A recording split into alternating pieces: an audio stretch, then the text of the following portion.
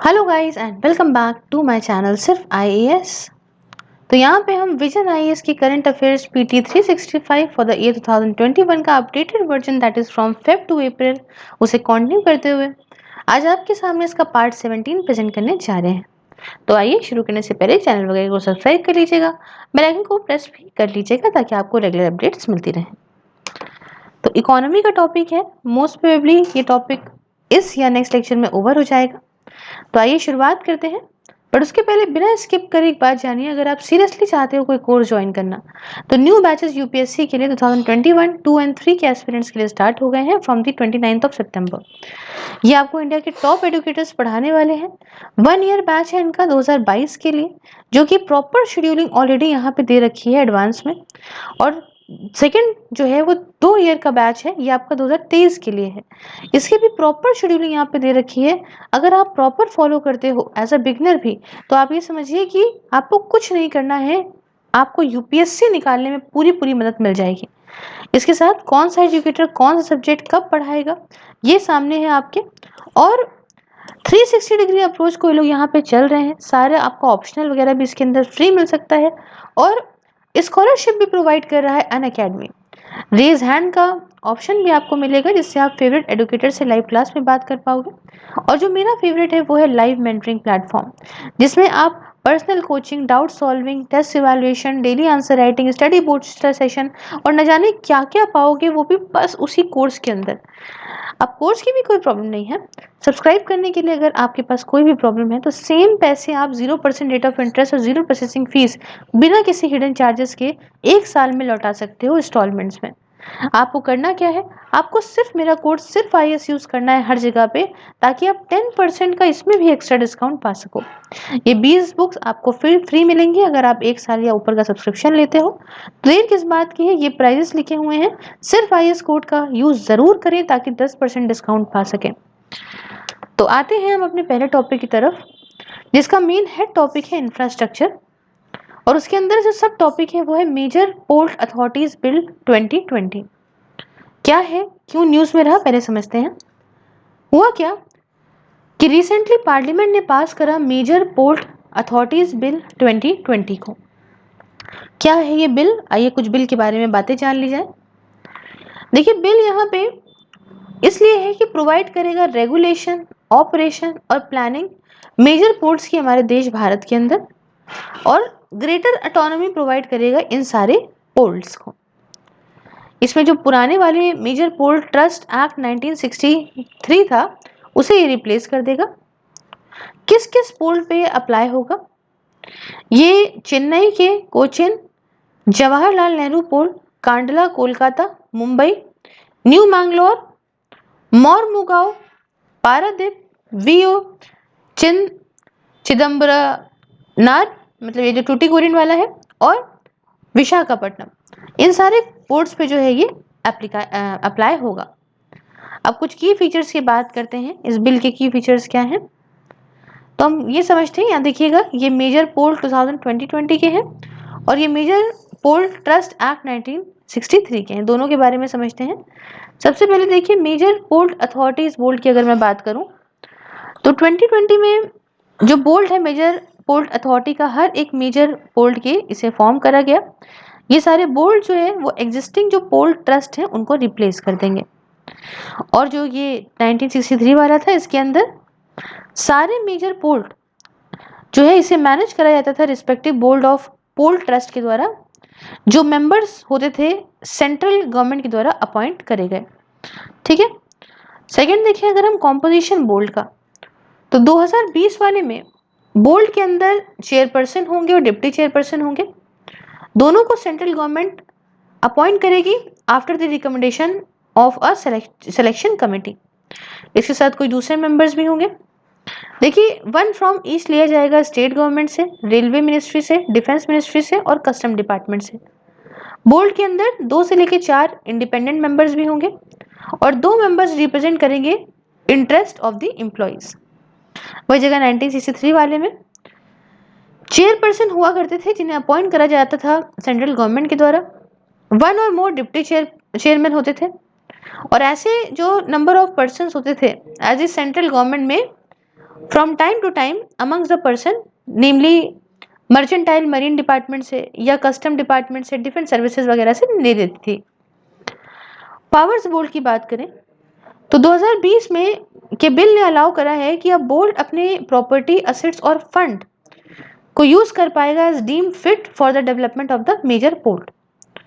और ये बोर्ड जो है वो रूल्स भी बना सकते हैं, ये कह के declaring availability of port asset for port related activities and services, infrastructure development facility, जैसे कि नए नए पोर्ट्स को सेटअप करना, जेटीज को करना, और एग्जेम्पशन या रिमिशन देना किसी भी पेमेंट या किसी भी चार्जेस से किसी भी गुड या वेसल के लिए। 1963 वाले में क्या इंक्लूड थी पावर्स, कि power to raise loans, power to make regulations of employees, एक बार वो आ गए तो power to execute works and provide applications, sorry appliances, फिर power with respect to landing places and bathing ghats, या power of board to order sea going vessels to use docks, रास वगैरह, वास वगैरह। ठीक है, अब यहाँ पे हम फिक्सिंग ऑफ रेट की बात करते हैं। 2020 में बोर्ड या कमेटी जो अपॉइंट करी जाएगी बाय द बोर्ड, ये डिटरमाइन करेगी rate for assets and services जो कि अवेलेबल नहीं होंगे पोर्ट के ऊपर। और ऐसा जो रेट को फिक्स करा जाएगा ना, will not be with retrospective effect. अब यहाँ पे एक चीज समझिएगा कि ये जो बोर्ड है इसके पास पावर है कि जो भी जो है वो रेट होगा उसको जो है डिस्कस करा जा सकता है, मतलब इनके द्वारा वो करा जा सकता है। अच्छा, रेट्रोस्पेक्टिव का मतलब क्या होता है? रेट्रोस्पेक्टिव का मतलब होता है looking again at the past, समझे ना, अतीत को देखते हुए। अगर हम ये कहें, अगर हम उसके साथ देखें intended to take affect from the, अब देखो यहाँ पे ये होता है कि intended to take affect from the date in the past, ये समझ लेना गौर से, कि मतलब ऐसी जो रेट वगैरह को फिक्स करा जाएगा will not be with the retrospective affect, past को देखते हुए नहीं होगा चीजें। अभी करेंटली बात करते हैं, अभी देखो 1963 की बात करते हैं, तो करेंटली जो टैरिफ अथॉरिटी है फॉर मेजर पोर्ट्स एस्टैब्लिश हुई है अंडर द 1963 एक्ट, ये यहाँ पे फिक्स कर रही है स्केल ऑफ रेट्स को for assets and services available at the port. ठीक है, तो यहाँ पे अभी ये चल रहा है, फिर बाद में ये जो 2020 वाले इनके इसके अंदर जो है वो बोर्ड या कमेटी जो अपॉइंट करेगी बोर्ड, ये यहाँ पे डिटरमाइन करेंगी rates for assets and services जो कि अवेलेबल होंगी बोर्ड के पोर्ट पे। उसके बाद financial power of the board की बात करें तो 2020 में बोर्ड्स वगैरह जो है वो लोन रेज कर सकते हैं किसी भी शेड्यूल बैंक से या फाइनेंशियल इंस्टीट्यूशन से इंडिया के अंदर, या किसी फाइनेंशियल इंस्टीट्यूशन से आउटसाइड इंडिया भी। हालांकि ऐसे लोनों को लेने के लिए, है ना, अब 50% of its capital reserve board को प्रायर सैंक्शन लेनी पड़ेगी सेंट्रल गवर्नमेंट की, अगर ऐसा लोन ले रहे हैं जो इनकी कैपिटल रिजर्व के 50% से ज्यादा है तो पहले से सेंट्रल गवर्नमेंट की परमिशन लेनी पड़ेगी।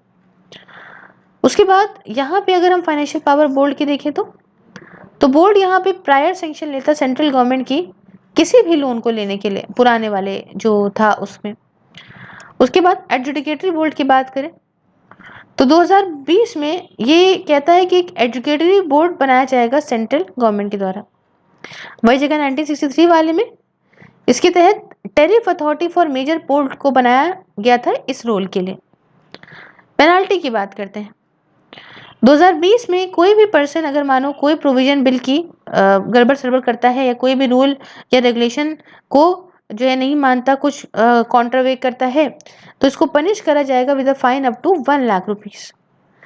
पुराने वाले में क्या था, यहाँ पे अलग अलग पेनाल्टी थी अगर आप कोई भी प्रोविजन एक्ट की जो है वो कॉन्ट्रावे करते हो।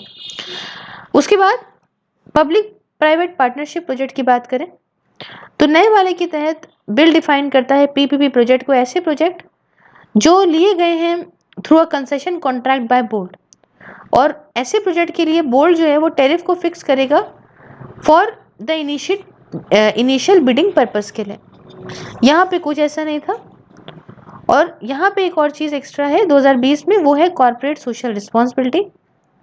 बोर्ड अपने फंड्स का यूज कर सकता है सोशल बेनिफिट्स के लिए, इसके अंदर डेवलपमेंट आ सकता है इंफ्रास्ट्रक्चर का, ऐसे एरियाज में जैसे एजुकेशन, हेल्थ, हाउसिंग या स्किल डेवलपमेंट में। तो ये हमने पूरी कहानी बताई। मेजर पोर्ट अथॉरिटीज बिल 2020 के बारे में। कुछ भी ना समझ में आया, कोई भी वर्ड का मतलब ना समझ में आओ, कोई भी दिक्कत हुई हो, मुझे कमेंट बॉक्स में बता दीजिएगा, या तो @सिर्फ IAS से पर्सनली भी टेक्स्ट कर सकते हैं टेलीग्राम पे, मैं आपको एक्सप्लेन कर दूंगी। ठीक है, आगे बात करते हैं नेक्स्ट टॉपिक की। इसमें देखिए यहाँ पे कुछ हम चीजें जो न्यूज में रही हैं उनके बारे में जानेंगे। ठीक है, तो पहला जो है वो है नेशनल कोल इंडेक्स। हाँ, 1 second. Okay, national coal index की बात करते हैं। तो नेशनल कोल इंडेक्स में मिनिस्ट्री ऑफ कोल ने यहाँ पे शुरू करा कमर्शियल ऑक्शन कोल माइंस का on revenue share basis use करके। क्या? नेशनल कोल इंडेक्स को। एक वाइड स्क्रीन लेके आपको समझा देती हूँ, है ना। 1 सेकेंड। किसका यूज करके? नेशनल कोल इंडेक्स का। अब ये नेशनल कोल इंडेक्स जो है ये एक प्राइस इंडेक्स है जो हमें दिखाता है चेंज प्राइस लेवल में कोल के, है ना। पर्टिकुलर मंथ में कितना चेंज हुआ प्राइस लेवल में कोल के to a fix base year. इनका बेस ईयर फिक्स रहेगा। बेस ईयर जो इस नेशनल कोल इंडेक्स का माना गया है वो माना गया है 2017-18। और इसके अंदर कुछ 5 सब इंडिसेस भी हैं, जिसमें कि जो 3 हैं वो नॉन कुकिंग कोल के लिए हैं और बाकी के जो 2 इंडिसेस हैं वो कुकिंग कोल के लिए हैं।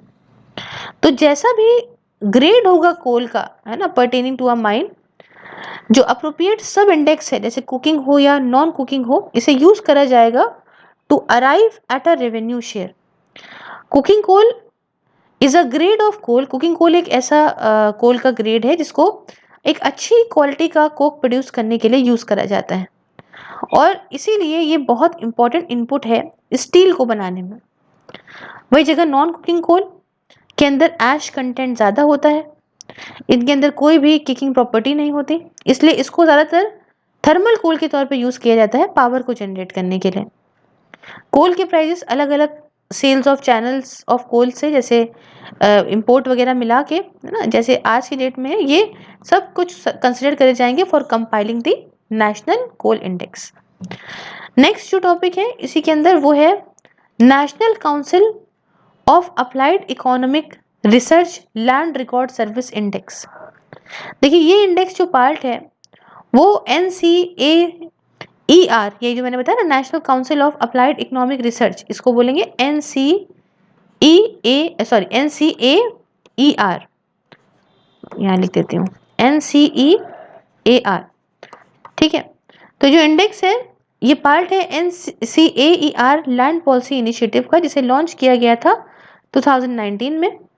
एम ये था कि हम जो भी गैप है ना इकोनॉमिक रिसर्च, पॉलिसी एनालिसिस और सिस्टमैटिक डेटा ऑन लैंड को लेके उसे फिल अप करेंगे। NCEAR ये इकोनॉमिक पॉलिसी थिंक टैंक है और नेशनल एवरेज इंप्रूव हुआ by 16.2% between the 2 rounds, that is 2019 और 2021 में। और ये दिखाता है कि हमने प्रोग्रेस करी है डिजिटलाइज करने में रिकॉर्ड्स को और रजिस्ट्रेशन प्रोसेस को। पहले क्या था कि स्वामित्व स्वामित्व का फुल फॉर्म था, 1 मिनट मैं बता देती हूँ। स्वामित्व इसका फुल फॉर्म था survey of villages and mapping with improve technology in village areas. तो स्वामित्व स्कीम को लॉन्च किया गया था पहले लैंड टाइटल्स को दिखाने के लिए इन सो फार फॉर अनमैप्ड या फिर inhabited parts of rural India में। नेक्स्ट बात करते हैं, वो आता है ease of living index and municipal performance index. देखिए दोनों ही इंडेक्स को रिलीज करा जाता है ministry of housing and urban affairs के द्वारा और 111 सिटीज ने पार्टिसिपेट करा है इन दोनों में। अपना 111 म्यूनिसिपैलिटीज, मतलब यहाँ समझिएगा 111 cities participated in ease of living index and municipal performance index was released for 111 municipality. Indexes को जो है इंडेक्सेस को 111 म्यूनिसिपैलिटीज के लिए रिलीज करा गया है। ईज ऑफ लिविंग इंडेक्स एक असेसमेंट टूल है जो क्वालिटी ऑफ लाइफ को दिखाता है और अलग अलग इनिशिएटिव का क्या इम्पैक्ट पड़ा अर्बन डेवलपमेंट पे ये दिखाता है। ये हमें पूरा कॉम्प्रहेंसिव अच्छे से समझाएगा कि भाई किन सिटीज ने पार्टिसिपेट करा इंडिया के अंदर, है ना, क्वालिटी ऑफ लाइफ को लेके, इकोनॉमिक एबिलिटी सिटी की क्या है, सस्टेनेबिलिटी क्या है, सिटीजन का पार्टिसिपेशन क्या है। और फर्स्ट एडिशन इस इंडेक्स का इसको 2018 में लॉन्च किया गया था। बंगलुरु हो गया, पुणे, अहमदाबाद, ये बेस्ट सिटीज थी ईज ऑफ लिविंग इंडेक्स में 2020 के, है ना। और शिमला की रैंक जो है वो फर्स्ट आई थी ईज ऑफ लिविंग इंडेक्स 2020 में लेस देन मिलियन कैटेगरी में, मतलब मिलियन कैटेगरी में, मिलियन प्लस कैटेगरी में जो आ रही थी वो वाली थी बैंगलोर, पुणे, अहमदाबाद, और जो मिलियन लेस कैटेगरी में थी वो शिमला थी। अब ये जो म्यूनिसिपैलिटी परफॉर्मेंस इंडेक्स है ना, इसको लॉन्च किया गया था पहली दफा in the year as accompaniment to the मतलब ईज ऑफ लिविंग इंडेक्स के साथ। फिर समझिए भैया, पहली बार ऐसा हुआ है कि म्यूनिसिपल परफॉर्मेंस इंडेक्स को यहाँ पे ईज ऑफ लिविंग इंडेक्स के साथ में जो है वो लॉन्च किया गया है। तो म्यूनिसिपल परफॉर्मेंस इंडेक्स क्या करता है, ये यहाँ पे एक्सेस और एनालाइज करता है परफॉर्मेंस इंडियन म्यूनिसिपैलिटीज की based on their defined seek of functions, जिसमें इंडोर, नो डाउट इंडोर जो है वो मिलियन प्लस कैटेगरी में आ रहा है, और जो एनडीएमसी है वो आपका लेस देन मिलियन कैटेगरी में है। ये लीडिंग म्यूनिसिपैलिटी है एमपीआई 2020 की। अब म्यूनिसिपल परफॉर्मेंस इंडेक्स फ्रेमवर्क कुछ 20 तरह के, मतलब 20 तरह के अलग अलग सेक्टर्स को ध्यान में रख के दिया जाता है।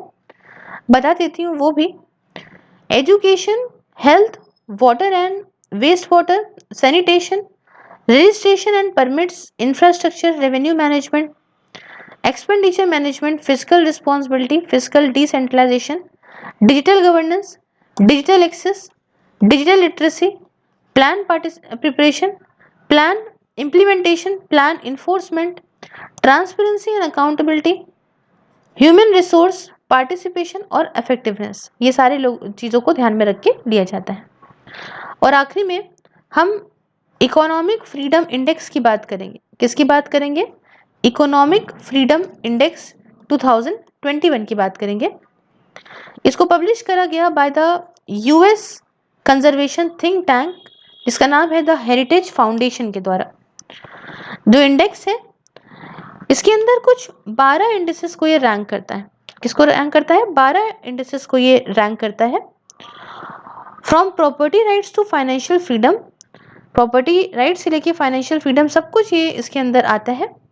Under 4 categories, rule of law, 1 second, 4 category के अंदर ध्यान देता है। पहला हो गया आपका, ओके, पहली कैटेगरी है rule of law, size of government दूसरी कैटेगरी है, तीसरी है आपकी रेगुलेटरी एफिशिएंसी, और चौथी कैटेगरी है आपकी ओपन मार्केट।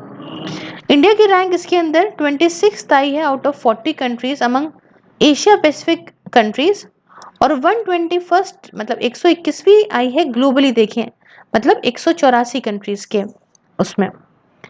इम्प्रूवमेंट जो करे हैं बिजनेस फ्रीडम में, ये ऑफसेट है by decline in judicial effectiveness and other scores में। ठीक है, I am sorry, improvement made in business freedom, यहाँ पे एक बार हाँ थोड़ा सा ये स्टेटमेंट गलत हो गया। हमने जो इम्प्रूवमेंट करा है वो बिजनेस फ्रीडम में थोड़ा इम्प्रूवमेंट हमारा देखने को मिला है, लेकिन कुछ जो कमी हुई है वो है जुडिशियल इफेक्टिवनेस में और दूसरे कुछ स्कोर्स में। सिंगापुर ने टॉप किया है इस इंडेक्स में, उसके बाद न्यूजीलैंड है, उसके बाद ऑस्ट्रेलिया है। अच्छा, एक्चुअली में क्या हुआ था कि पूरा सब पीपीटी तैयार हो गई थी, और अभी जैसे ही मैंने बस स्लाइड को आगे बढ़ाया तो देखा कि एक स्लाइड इसके अंदर अवेलेबल नहीं दिखा रही है, तो मैंने आपको ऐसे एक्सप्लेन कर दिया। मैंने पीडीएफ जो है वो अपने टेलीग्राम चैनल सिर्फ आईएएस पे फॉरवर्ड कर दी है। मैं एकदम ओपन आपको चीज़ें बोल रही हूँ कि अगर कुछ भी ना समझ में आए, जस्ट टेक्स्ट मी ऑन @सिर्फ आईएएस सेल्स, या आप मुझे कमेंट बॉक्स में सही से कमेंट करिएगा अच्छे से, आपको वहाँ पे भी रिप्लाई मिल जाएगा। क्योंकि प्रीलिम्स बहुत पास है, ऑलरेडी लेट हो गई है due to some circumstances from my side, तो इसलिए बहुत ज़रूरी है कि अब पहले कंप्लीट करके कंपाइल कर दूं कि जितना हो सकता है 1-2 दिन के अंदर अगर हो जाता है तो it is very very good कि प्रिपेयर हो जाएगा। एटलीस्ट 10 दिन जो बहुत ही एंड टाइम वाले हैं उनके लिए तो एक फुल कॉन्सेप्ट आ ही जाएगा। चलिए, थैंक यू सो मच और have a nice day, take care, मिलते हैं नेक्स्ट लेक्चर में।